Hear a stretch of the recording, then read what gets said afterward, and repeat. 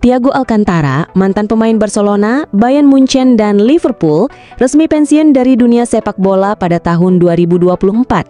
Kini ia dikabarkan akan kembali ke Barcelona, bukan sebagai pemain tetapi sebagai bagian dari staf pelatih. Pelatih kepala Barcelona Hansi Flick telah lama menginginkannya menjadi asisten. Setelah menolak tawaran itu tahun lalu, Thiago akhirnya berubah pikiran dan setuju bergabung. Menurut laporan Fabrizio Romano, kesepakatan antara Thiago dan Barcelona sudah tercapai, dan saat ini mereka sedang menyelesaikan proses legal kontraknya. Thiago dijadwalkan mulai menjalankan tugasnya sebagai asisten pelatih mulai pekan depan. Bruno Fernandes menjadi incaran sejumlah klub Saudi Pro League pada musim panas ini. Beberapa tim papan atas Arab Saudi menunjukkan ketertarikan besar untuk merekrut sang gelandang kreatif. Namun Bruno membuat keputusan penting dalam karirnya dengan menolak tawaran tersebut dan memilih tetap bersama Manchester United. Menurut laporan Talksport, Al Nassr adalah salah satu klub yang paling serius mengejar tanda tangannya, bahkan sampai meminta bantuan Cristiano Ronaldo untuk membujuknya. Meski mendapatkan ajakan langsung dari Ronaldo, Fernandes tetap menolak tawaran tersebut. Ia menyatakan masih ingin bermain di Eropa setidaknya selama 1 musim lagi, sehingga tidak berniat pindah dalam waktu dekat. Bruno berencana mengevaluasi situasinya musim depan sebelum menentukan apakah akan bertahan di MU atau mencari tantangan baru di klub lain. Marcus Rashford yang bergabung dengan Barcelona dari Manchester United pada Juli lalu berhasil didaftarkan ke La Liga sebelum musim dimulai.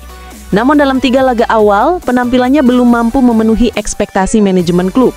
Menurut laporan El Nacional, Barcelona kini tengah mempertimbangkan untuk mengakhiri masa peminjamannya lebih awal. Hal ini dilakukan karena performanya dinilai belum memuaskan. Rashford menjadi starter dalam 3 pertandingan pertama La Liga musim ini, namun kontribusinya masih minim. Situasi semakin diperburuk saat ia ditarik keluar dalam laga melawan Levante pada 23 Agustus ketika Barca tertinggal 0-2.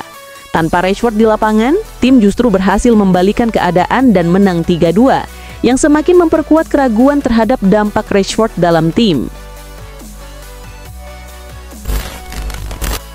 Giovanni Leoni merupakan salah satu talenta muda terbaik milik Parma.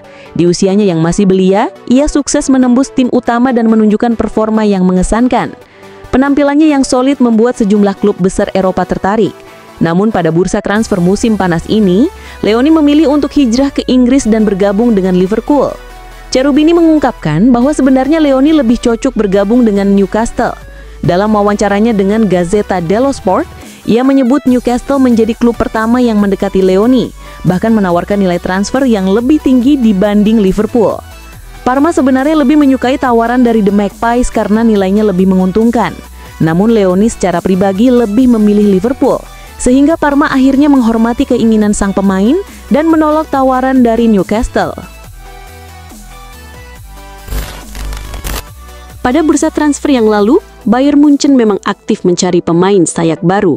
Hal ini dilakukan sebagai langkah untuk menggantikan Leroy Sané yang memilih hengkang ke Turki. Sejumlah nama winger papan atas sempat dikaitkan dengan klub asal Jerman tersebut. Namun akhirnya, Bayern memilih merekrut Luis Diaz dari Liverpool. Meski begitu, ternyata Diaz bukan satu-satunya pemain Liverpool yang masuk dalam radar Bayern. Klub berjuluk Die Roten itu kabarnya juga sempat berusaha merekrut Cody Gakpo. Kabar tersebut dikonfirmasi langsung oleh Gakpo baru-baru ini. Ia membenarkan bahwa Bayern sempat menghubunginya dan mengajaknya bergabung ke Bundesliga pada musim panas ini. Meski demikian, ia menjelaskan bahwa negosiasi antara pihak agennya dan Bayern tidak mencapai kesepakatan. Menjelang jeda internasional lalu, Manchester United menjalani pertandingan melawan Burnley. Dalam laga itu, Ruben Amorim memberikan kepercayaan kepada Mason Mount untuk tampil sebagai starter. Namun Mount secara mengejutkan ditarik keluar saat jeda babak pertama. Seusai pertandingan, Amorim menjelaskan bahwa pergantian itu dilakukan karena sang gelandang mengalami cedera. Baru-baru ini, Manchester Evening News memberikan update mengenai kondisi Mount. Mereka menyebut bahwa cedera yang dialami sang pemain tersebut tidak tergolong parah. Berdasarkan hasil pemeriksaan tim medis Manchester United, cedera Mount ternyata lebih ringan dari yang diperkirakan sebelumnya. Karena itu, ia diperkirakan tidak akan membutuhkan waktu lama untuk pulih sepenuhnya. Seperti yang telah diketahui, klub-klub asal Turki masih aktif mencari pemain baru karena jendela transfer mereka baru akan ditutup minggu depan. Salah satu tim besar Turki, Beşiktaş, dikabarkan telah menjalin kontak dengan Arsenal. Mereka tertarik untuk merekrut Leandro Trossard dari klub London tersebut. Menurut Fabrizio Romano, Arsenal sudah mengetahui minat Beşiktaş terhadap sang winger, namun mereka menolak untuk melepasnya. Disebutkan bahwa Arsenal enggan berpisah dengan Trossard karena jumlah pemain yang mereka miliki saat ini terbatas. Lini depan Arsenal sedang menghadapi kendala, mengingat Kai Havertz mengalami cedera cukup parah dan diperkirakan akan menepi dalam waktu yang lama. Situasi ini membuat Mikel Arteta tidak bersedia melepas Trossard pada bulan September ini. Franco Mastantuono saat ini dikenal sebagai salah satu talenta muda terbaik yang dimiliki Argentina. Karena itu, pelatih Lionel Scaloni memutuskan untuk memanggilnya memperkuat timnas Argentina dalam laga kualifikasi Piala Dunia zona CONMEBOL. Ia pun mendapatkan kesempatan tampil saat Argentina menghadapi Venezuela belum lama ini. Dalam pertandingan tersebut, Mastantuono bermain bersama sang kapten tim nasional, Lionel Messi.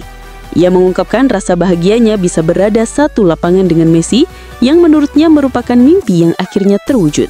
Ia pun bercerita bahwa sejak kecil dirinya mengidolakan Messi sehingga bisa bermain bersama sang idola adalah sebuah kebanggaan besar baginya. Bisa bermain dengan Messi adalah impian terbesar dalam hidup saya. Seperti yang selalu saya katakan, sejak kecil dia adalah idola saya, tutur Mastantuono. Denis Ceballos tengah mengalami masa sulit di Real Madrid karena tidak masuk dalam rencana pelatih Xabi Alonso untuk musim 2025-2026. Meski sempat dikaitkan dengan sejumlah klub besar Eropa pada bursa transfer musim panas lalu, kepindahannya tidak terwujud. Menurut Fichajes, Ceballos berpotensi meninggalkan Madrid pada tahun 2026. Juventus dilaporkan tertarik mendatangkannya pada awal tahun mendatang. Pelatih Juventus, Igor Tudor, disebut menyukai gaya bermain Ceballos dan percaya bahwa gelandang asal Spanyol itu bisa memberikan kontribusi positif bagi tim. Saat ini, Juventus dikabarkan tengah menyiapkan tawaran peminjaman selama 6 bulan dengan opsi pembelian permanen di akhir masa pinjaman. Kekalahan telak Inter Milan 0-5 dari PSG menjadi momen yang sulit dilupakan terutama bagi para pendukung Nerazzurri. Kapten tim, Lautaro Martinez, bahkan mengakui bahwa hasil tersebut sangat mempengaruhi kondisi mentalnya. Setelah final Liga Champions melawan PSG, saya tidak bisa berbicara selama 5 hari. Saya merasa terguncang, tertekan, dan sedih, ujarnya. Lautaro menambahkan bahwa dalam 3 tahun terakhir, Inter telah 2 kali mencapai final Liga Champions. Kami menjalani musim yang luar biasa, tetapi di pertandingan terakhir selalu ada hal yang kurang untuk bisa meraih gelar yang kami impikan, jelasnya.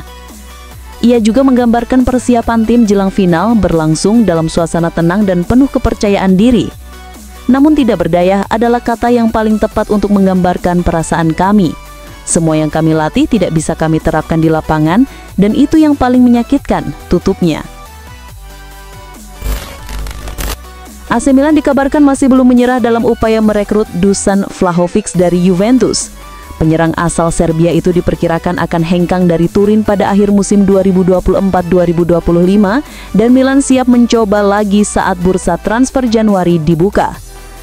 Laporan dari media Italia menyebutkan mereka sempat mengupayakan transfernya di musim panas lalu, namun pembicaraan tidak membuahkan hasil karena tuntutan gaji dan permintaan pribadi sang pemain. Gazzetta dello Sport mengungkapkan bahwa Vlahovic saat ini menerima total pendapatan sebesar 12 juta euro per tahun di Juventus. Ia juga dikabarkan enggan menurunkan nilai tersebut jika bergabung dengan klub lain. Selain itu, ia meminta bonus penandatanganan kontrak sebesar 10 juta euro serta gaji tetap 10 juta euro per musim, belum termasuk bonus performa. Permintaan tersebut dinilai terlalu tinggi bagi Milan yang masih berusaha menjaga kestabilan keuangan mereka. Klub asal Jerman Bayer Leverkusen tengah dikabarkan tertarik merekrut Thiago Motta sebagai pengganti Erik ten Hag yang baru saja diberhentikan. Ketertarikan ini berpotensi membawa keuntungan bagi Juventus, klub yang sebelumnya dilatih Motta. Menurut laporan dari Football Italia, jika Leverkusen benar-benar merekrut Motta, Juventus bisa menghemat biaya besar. Saat ini Motta masih menerima gaji dari kontraknya bersama Juventus meskipun telah dipecat pada Maret 2025. Ia sebelumnya menandatangani kontrak berdurasi 3 tahun sejak musim panas 2024. Karena pemecatan terjadi saat kontraknya masih tersisa 2 tahun, Juventus harus membayar kompensasi sebesar 15 juta euro secara bertahap hingga kontrak berakhir pada Juni 2027. Namun jika Leverkusen merekrut Motta dalam waktu dekat, Juventus bisa terbebas dari kewajiban membayar sisa kompensasi tersebut.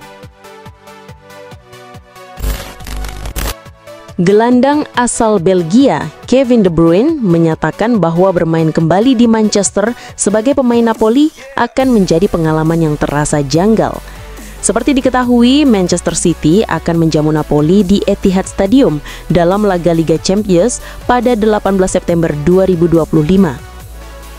Bertanding melawan City di Manchester bersama Napoli akan menjadi hal yang aneh. City tetap merupakan klub saya dan itu tidak akan berubah, ujar De Bruyne seperti dikutip dari Football Italia. Ia juga mengungkapkan bahwa dirinya baru tampil dalam 2 laga di Serie A yang menurutnya sangat berbeda dibandingkan dengan masa bermain di bawah asuhan Pep Guardiola.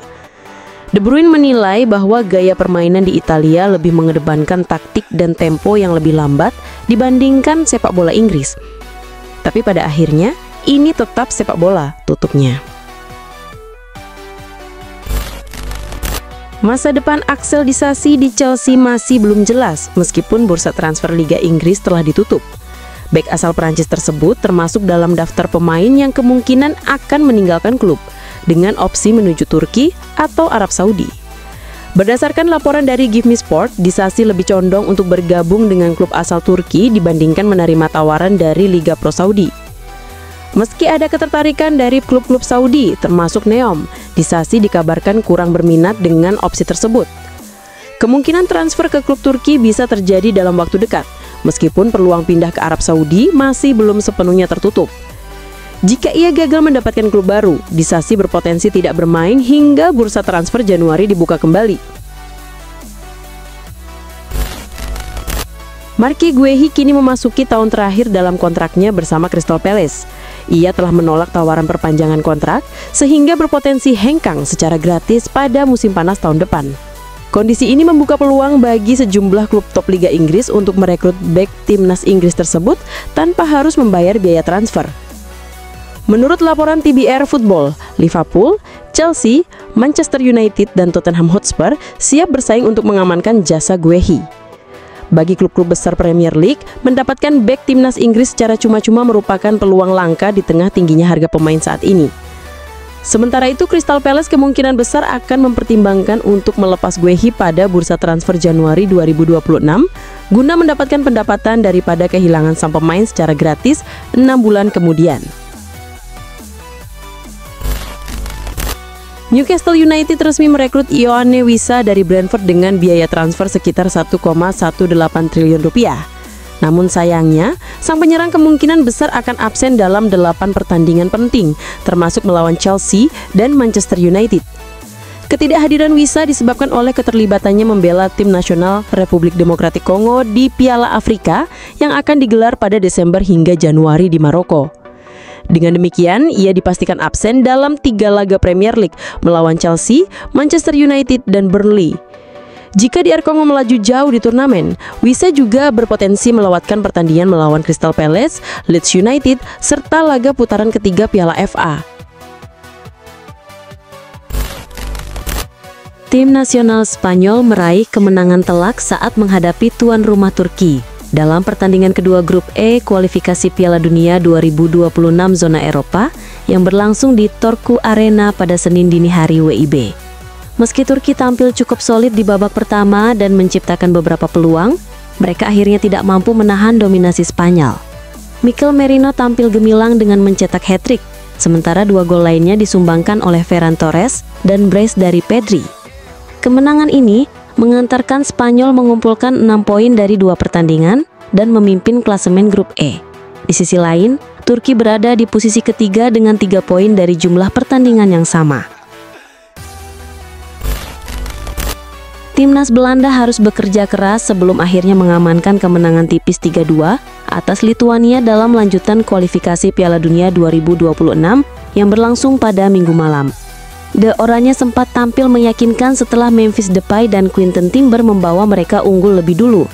Namun semangat juang tinggi dari tuan rumah membuat Belanda sempat kewalahan ketika Lituania berhasil menyamakan kedudukan lewat gol dari Guidas Ginetis dan Edvimas Girvainis. Beruntung, Depay kembali mencatatkan namanya di papan skor untuk kedua kalinya dan memastikan Belanda membawa pulang 3 poin penuh. Timnas Jerman berhasil menaklukkan Irlandia Utara dengan skor 3-1 dalam pertandingan kedua grup A, kualifikasi Piala Dunia 2026 zona Eropa. Meski mendominasi jalannya laga dengan penguasaan bola mencapai 80%, Jerman harus bekerja keras untuk menembus pertahanan rapat lawan.